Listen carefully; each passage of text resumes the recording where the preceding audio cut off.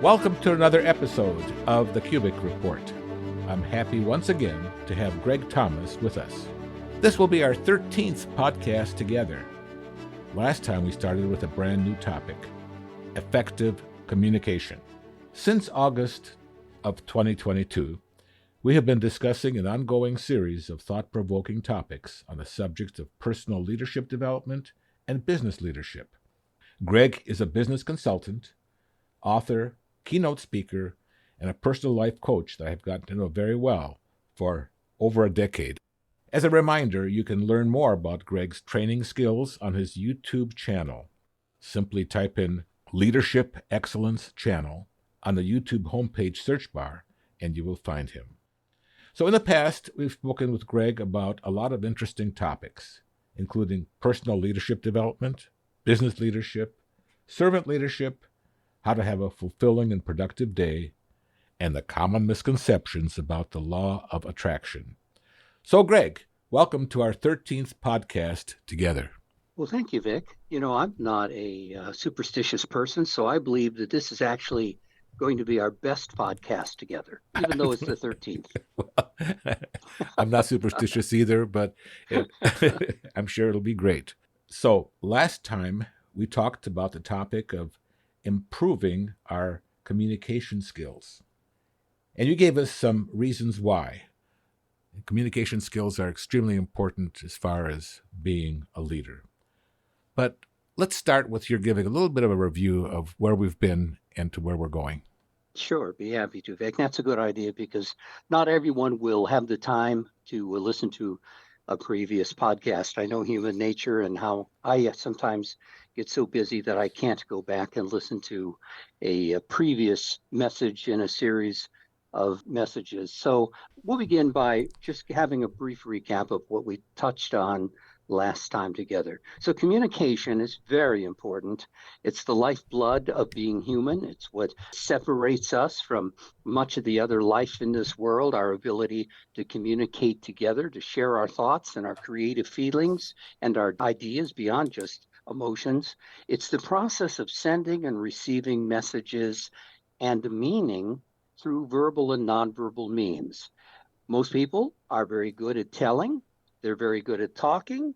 They're very good at lecturing, but most human beings are not very good at listening, at receiving messages. So that's the emphasis when you talk about learning to be a more effective communicator. We touched upon last time why it's so important to learn to be a good communicator. Without communication, we can only accomplish alone a mere fraction of what you can do if you work jointly with others. If you have good communication and you create that synergy by pulling together as a team, like a husband and wife or a business group or any number of people working together to get something done. Good communication fulfills a basic human need. That need is to understand others and to be understood, and we all want to be understood. Communication is important because it helps us to realize that it's choice, not chance, that determines our human destiny. So we can choose to have harmonious and fulfilling relationships. If we don't have those, then we have confrontation. One-on-one as individuals, and nations have confrontation. We call those wars. And those are very tragic things. So we certainly want to avoid that. Confrontation is a terrible thing because it breaks up relationships.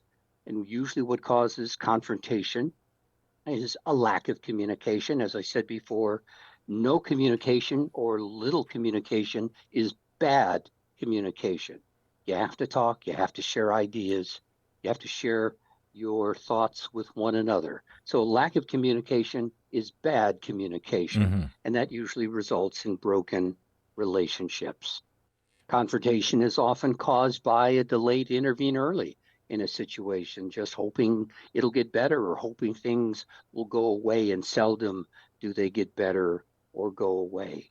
Confrontation happens a lot of times when we have a negative event leading to the proverbial last straw, and just something hits us the wrong way, and maybe there's been a series of slights or irritations or offenses, and we have that last straw, and that's what causes a confrontation. Sometimes it's frustration leading to an aggressive tone. or provoking someone by being a bully, pushing and prodding someone, and eventually they're going to become angry. And last time we talked about the 3 C's of communication, and that was credibility. People have to believe in our competence and believe that we are credible as people. What we say we'll do, we do. And character is the second C of communication. Do we have that integrity to walk the walk? Are we people of living a life of honesty and integrity? And then the third one is courage. And sometimes that's very difficult. That's the courage to deal with unpleasantness, the courage to deal with conflict, and sometimes the firmness to sit someone down and tactfully tell them that they're being a disruptor or they're not helping a particular situation, and doing that with the right attitude and trying to get the right results, and also the courage to accept genuine criticism when it's offered to us. So those are the 3 C's of communication. And also last time we talked about 4 levels of communication, the most shallow being what we would call casual. That's a simple subject matter, and there's really not much of an exchange going on. The next deepest level is personal and social.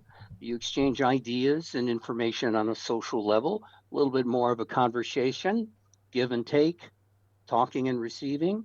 Then the next level is something similar to what we do here in your podcast, Vic. That's called information and ideas. You're having intellectual processes, and you're talking about things, and you're expanding thinking and concepts. And then the deepest level of communication is called disclosure. And that's the one we usually want to strive for with our family and our coworkers and our neighbors and people that we see often. That's a genuine caring for them and an ethical concern for them, so much that we make ourselves vulnerable. And we call that the disclosure level of communication. And that's where we come to a relationship that is the result of good communication. Yes, absolutely. Absolutely. I mean, you're just not going to have a great relationship until you get to that disclosure level. And it takes a little bit of work, and normally begins in the casual level, right? It begins in the most superficial. And as you invest time in that relationship and you communicate and you exchange ideas and you become a good active listener, and we'll talk about listening in a little bit, then you move on to the next level, and then the information ideas, and ultimately you're able to move up to the disclosure level. And that's where a real, genuine relationship is formed. And the reason all these are important, as I emphasized last time, is we were not born with good communication skills.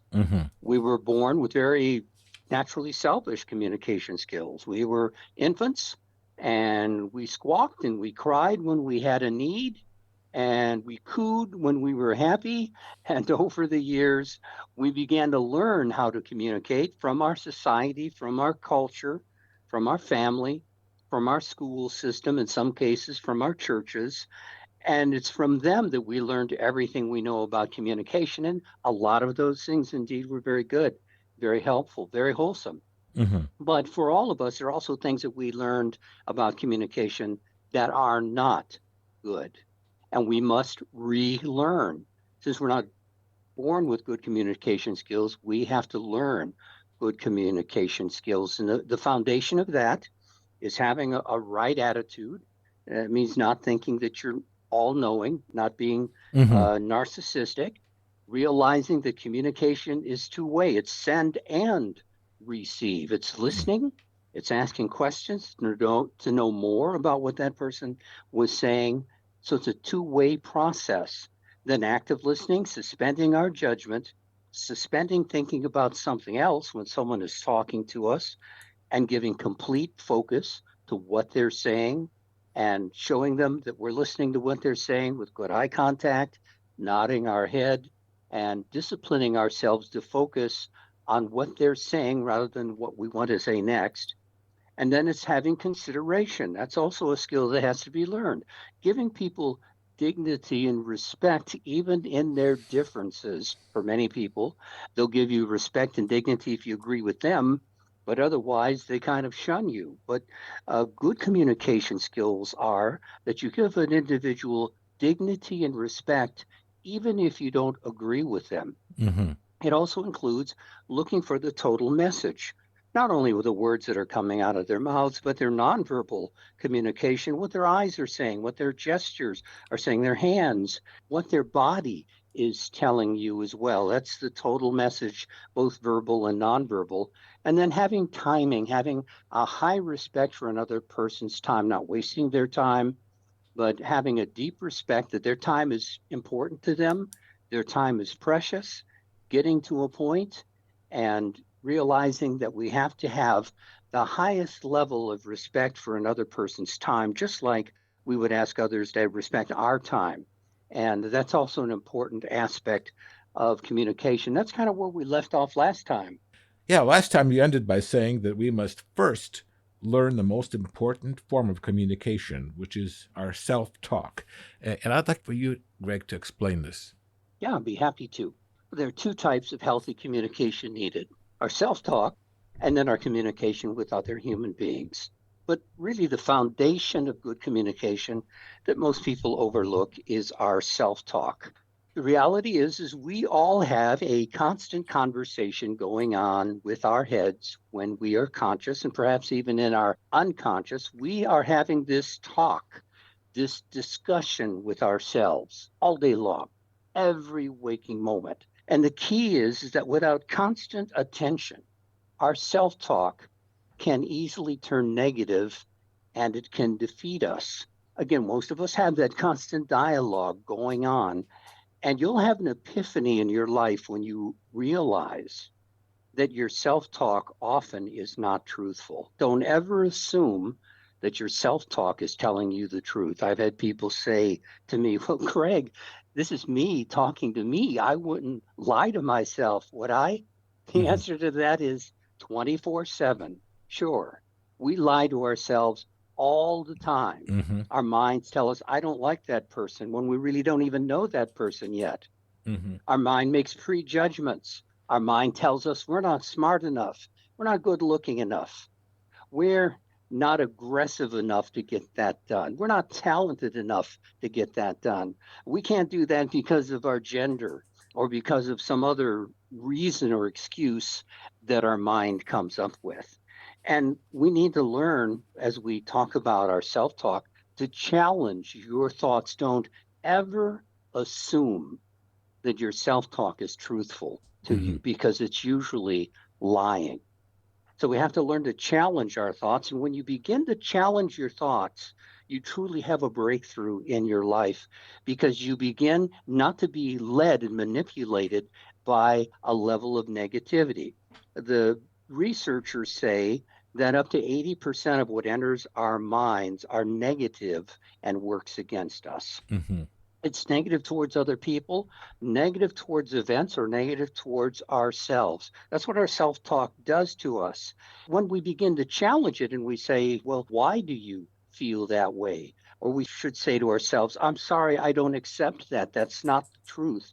When we begin to do that, we begin to see big differences in our thinking. We begin to take charge of our self consciousness rather than allowing that self talk to dominate our lives and our emotions and our thoughts. There's a man who's very talented in explaining what we're talking about here. Is called Dr. Daniel G. Amen. He's often on PBS. He has a Mm-hmm. number of shows. I don't know what his official title would be, but he scans and studies the human brain. And he calls them ants. He says we have to get the ants out of our heads. And ants is automatic negative thoughts. Mm-hmm.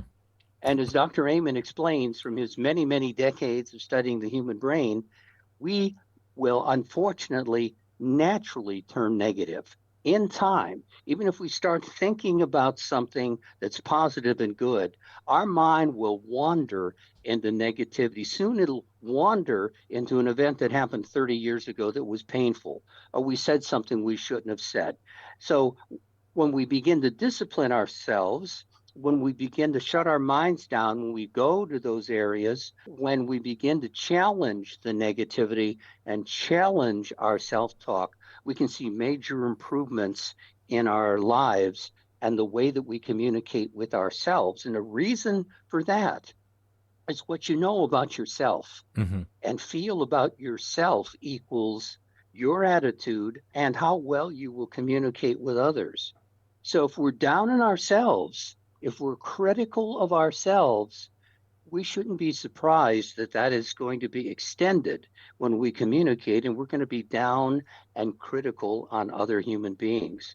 So this entire topic of self-talk is essential, and it's very important. It's the first place we need to begin to overcome that negativity that our minds ultimately turn into when they're unguided, when our thoughts are undisciplined, and we're not challenging where it's taking us or the quality of thoughts that it's producing for us. And So when, that's why self-talk is so essential. yeah, and when we see people who are just very negative and say negative things, you just know that's how they're Mm-hmm. talking to themselves.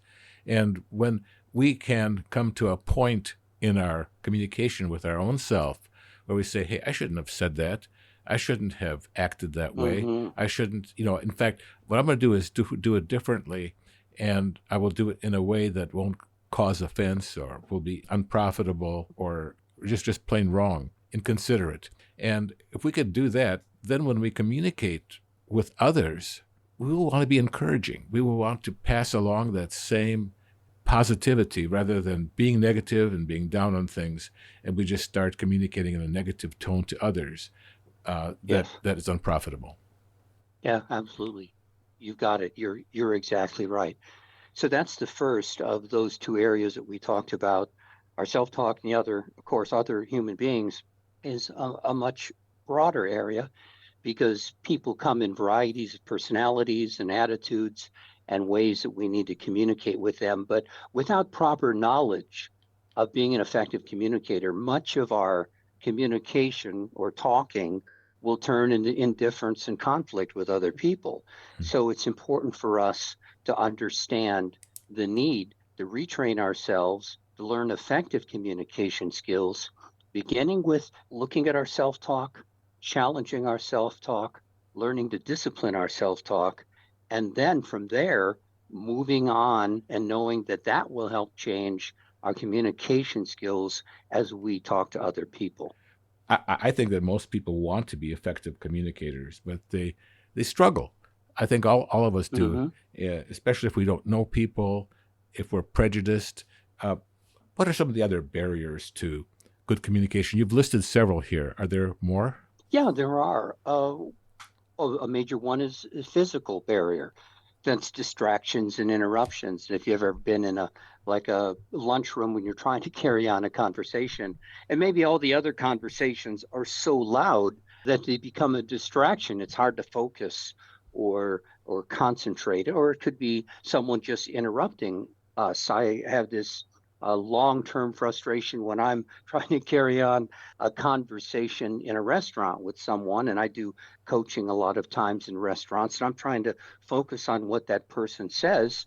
And the waiter or waitress, who's well intended, seems like to me constantly coming to the table, asking a question, asking if we need someone else. And it's an interruption in the flow of communication. So those are physical, and Mm-hmm. those certainly are barriers. A major barrier to good listening, particularly, is the speed of the human mind. Now, our mind thinks at 400 to 600 words per minute. And here's the problem with that. I mean, that's fast.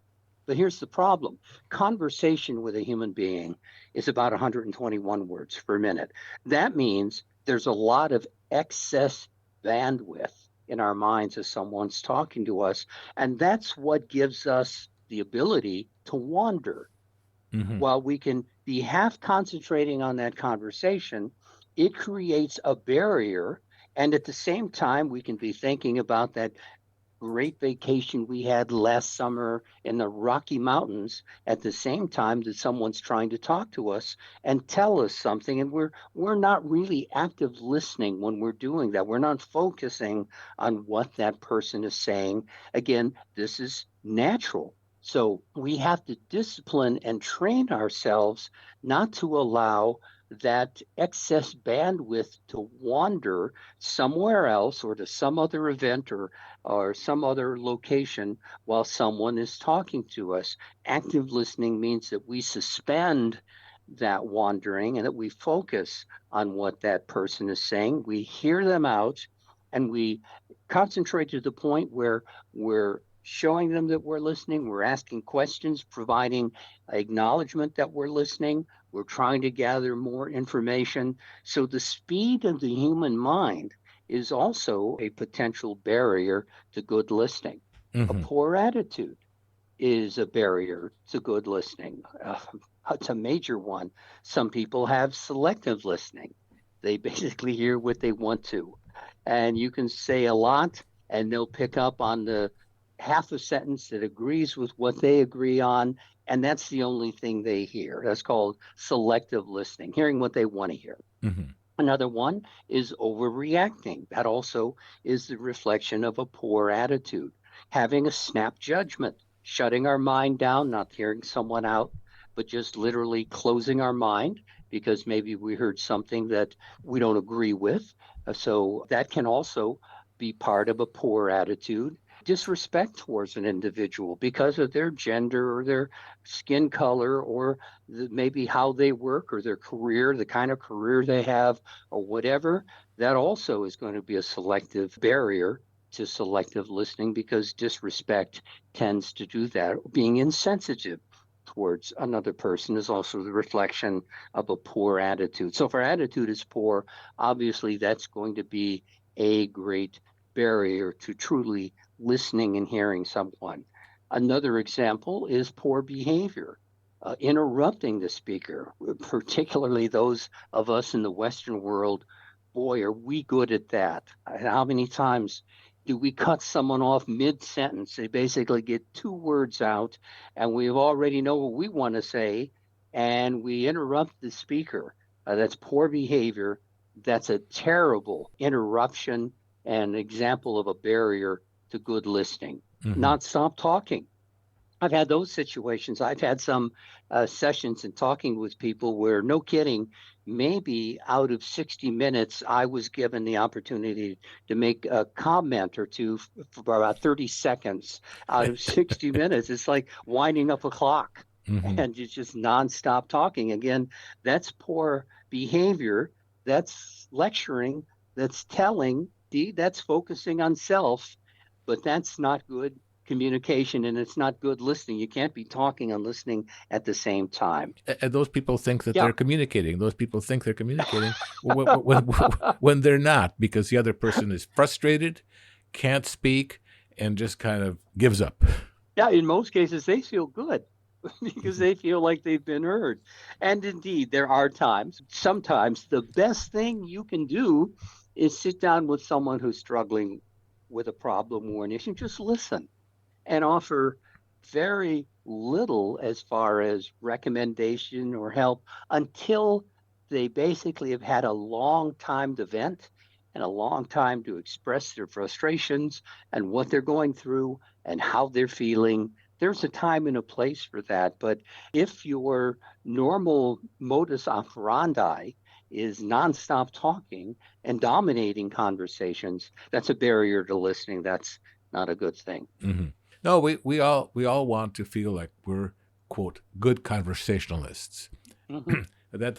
That comes from the give and take and seeing yourself and being able to communicate in such a way where you put yourself in their shoes of what do they need to hear. They need to be lifted up. They need to be shown respect. They need to feel like they have value. If not, believe me, you're not going anywhere. Constant criticism is another poor behavior when you just have a critical mindset.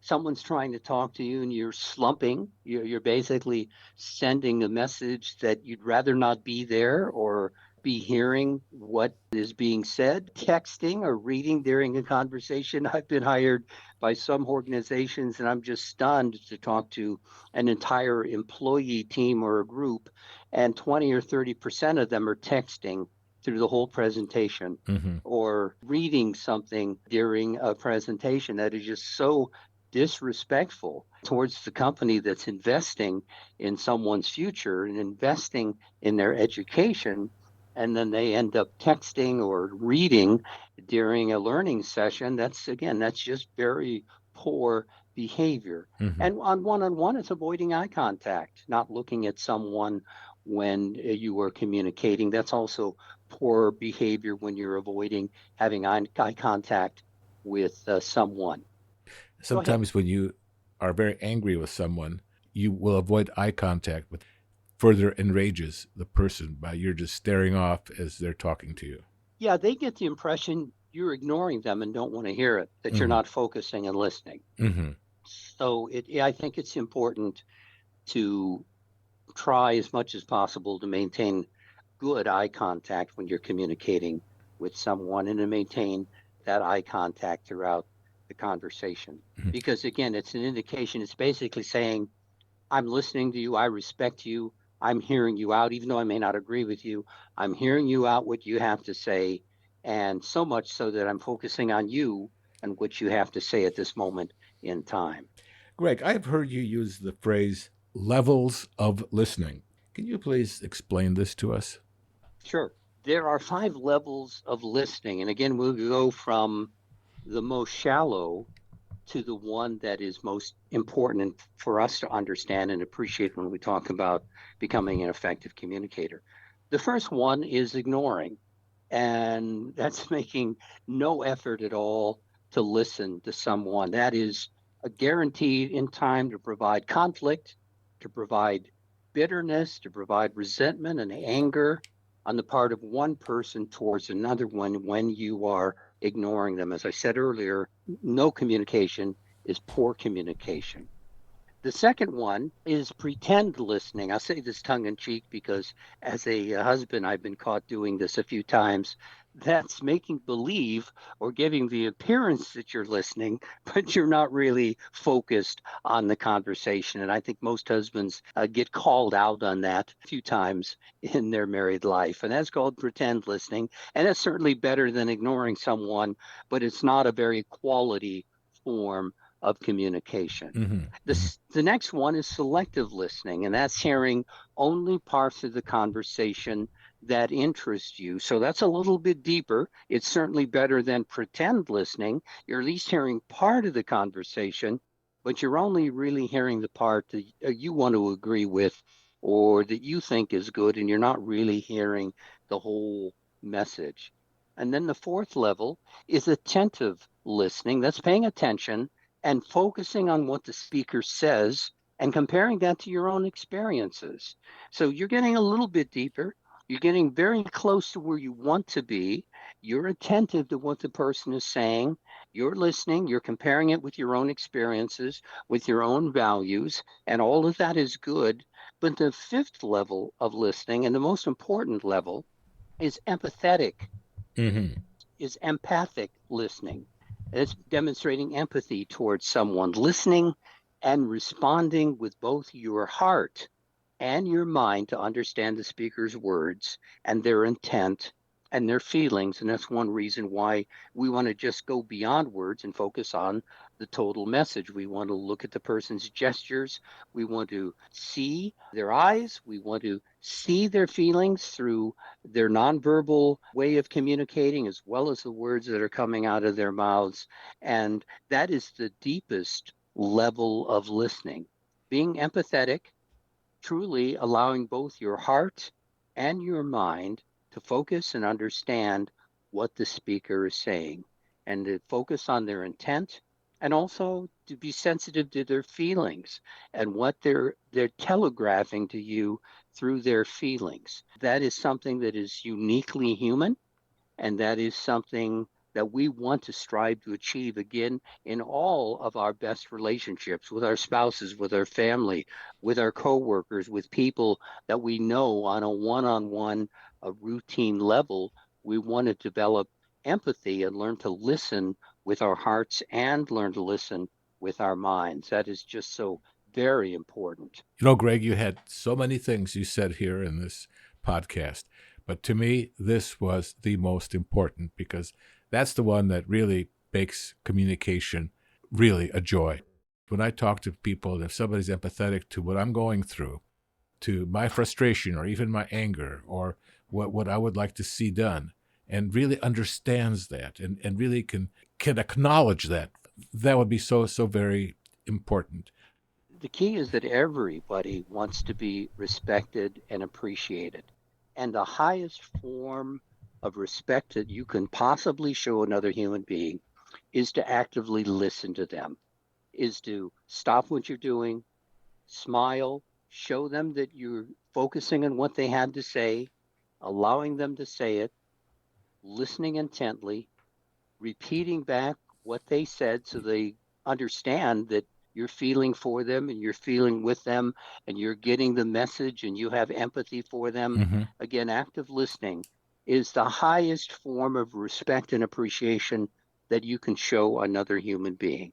That's why this is so important, and this topic that we're on is so important. So next time, what I'd like to do, with your approval, is I would like to go into discussing why listening and receiving feedback is so important. And we'll look at some quotations from the late Dr. Stephen Covey and apply them to communication, apply them to ourselves. And we'll take another step at learning some of the skills of being an effective communicator. Well, I never get tired of Stephen Covey.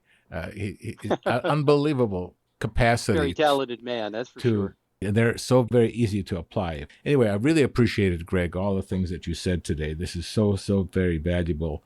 You asked my approval. Of course, you got my approval. Okay, you have enough. so many things. I'll be number 14. But I really appreciate your knowledge and wisdom, and also the fact that you really do care about people. You're not just telling us what to do, but you really seem to have real people in mind when you give your advice. Well, thank you, Vic. Appreciate that very much. So thank you, and look forward to our next podcast. Thank you for listening to us today on the KUBIK Report. We welcome you to share this podcast and tell your friends about it. We can be found on a variety of platforms, including Apple and Google Podcasts, Pandora, Spotify, iHeartRadio, Audible, and many other platforms. You can easily find us at any browser address box by typing in the words, the KUBIK Report, and there we are. Remember, KUBIK is spelled K-U-B-I-K. So we'd love to hear from you. Write to us at vkubik@gmail.com. That's vkubik@gmail.com. Again, thank you for listening. Come back soon for more.